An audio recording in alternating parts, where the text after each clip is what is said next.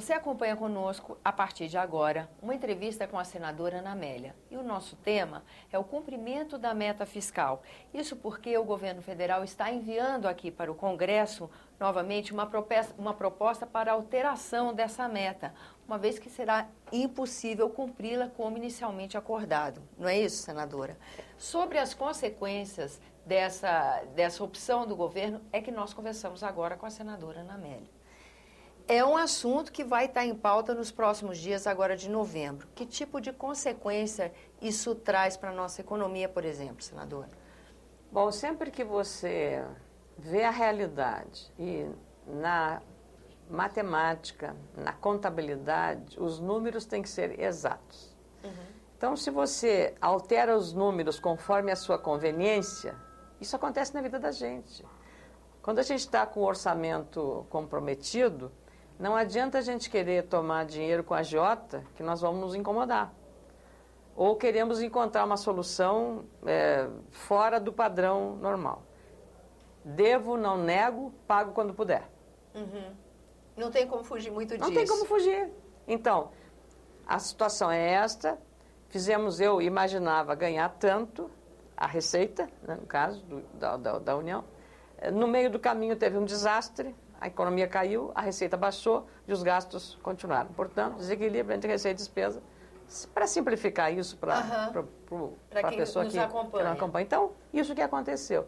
Então, o governo, em vez de dizer, olha, gastamos mais do que arrecadamos e vamos ter um déficit, isso eu digo assim, errar é humano. E reconhecer o erro, melhor ainda. Então, errar e vamos trabalhar intensamente, tentar nos esforçarmos para, até o final, conseguirmos fazer economias em alguns setores para compensar esta perda, que esse déficit seja menor do que a gente pode, fazendo o dever de casa, que foi a própria presidente que falou isso, fazer o dever de casa, que é isso, ajuste nas contas. Quando a gente deve demais, desorganiza o orçamento, a gente tem que fazer um esforço para arrumar, gasta menos em alguns setores que não são tão importantes. Ou seja, isso quer dizer que na elaboração do orçamento do próximo ano, esse problema da meta fiscal teria que fazer parte da reflexão para elaborar um orçamento que começasse a nos tirar desse problema. Isso, o que, na verdade, está acontecendo, me parece que o governo projetou mal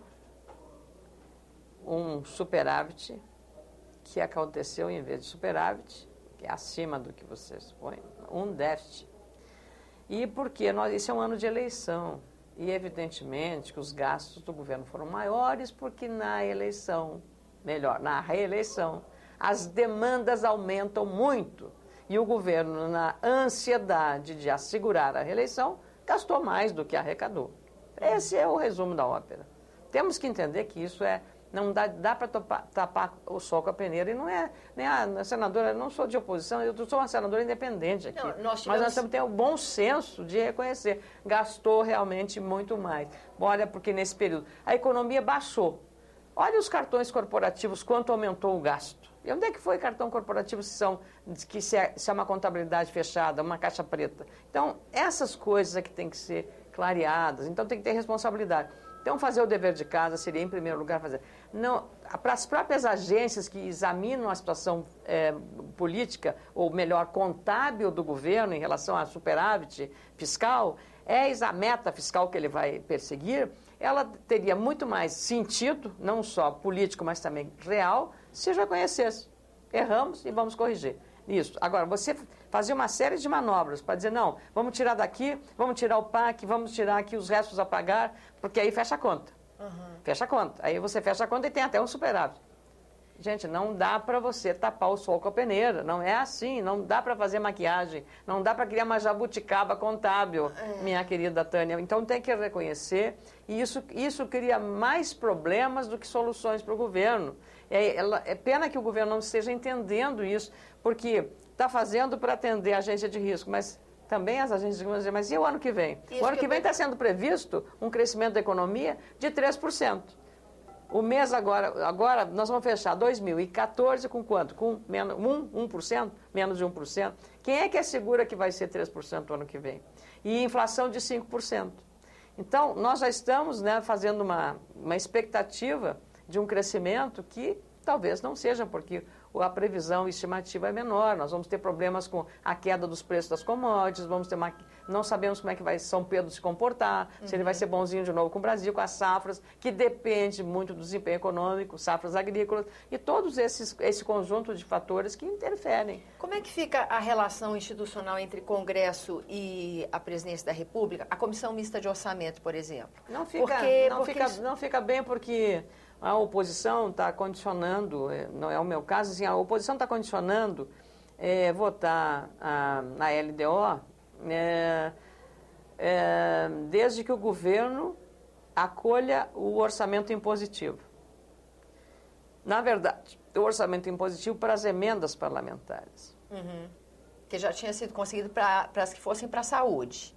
Né? E agora, exatamente. Ampliaríamos isso. Para as emendas parlamentares.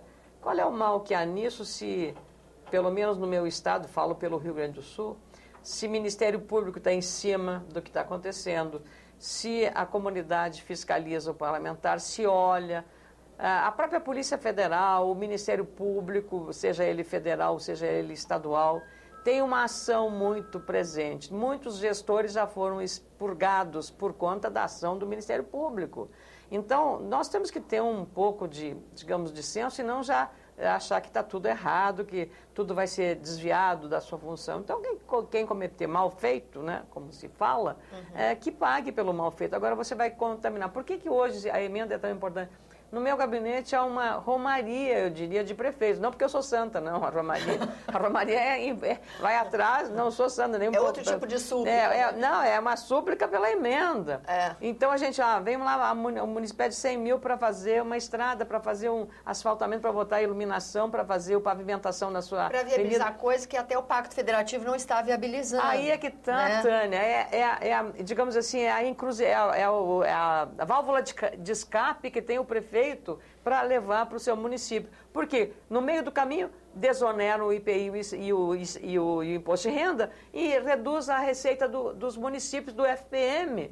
E aí ele tem que compensar aquilo que foi o governo federal que fez festa com o chapéu alheio. Pode desonerar o que quiser, mas não comprometa a receita do município. Certeza. E ele tem aumentado cada vez mais as suas competências. Então, é muito mais correto. Então, essa emenda, ela preenche um pouco daquele estrago, daquele prejuízo, da redução da sua receita, preenche um pouco, desde que, claro, que o governo libere. E agora ainda tem restos a pagar, que o governo joga tudo com restos a pagar. Nem as emendas de bancada, que são assim, nós nos reunimos, os 31 deputados federais, mais os 3 senadores gaúchos, para decidir, vamos botar no hospital tal, ou no projeto da estrada tal, na rodovia. Nem isso é aceito. É coletivo, está ali oposição, está ali todo mundo junto, por um projeto. Isso acontece para o Nordeste, para o Centro-Oeste, para qualquer região. Para qualquer região. Então, isso teria que valer, Tânia, porque a gente está ali, está vendo que é o clamor da comunidade para aquilo. E talvez esse seja um caminho tortuoso dessa questão que agora aparece da meta fiscal, que vai possibilitar que finalmente, porque o orçamento impositivo é um desejo antigo do Congresso Nacional, né? O ideal seria que fosse o orçamento geral, né? Na verdade, porque aí valeria o que realmente foi acordado e votado. É verdade, isso aí, o que você vota. Agora, de fato, existe algumas, digamos, é muito complexo o processo para todo o espectro do orçamento. No caso das emendas, só gostaria de dizer que eu entendo que com o orçamento impositivo de emendas, você acaba com o tomar lá da cá.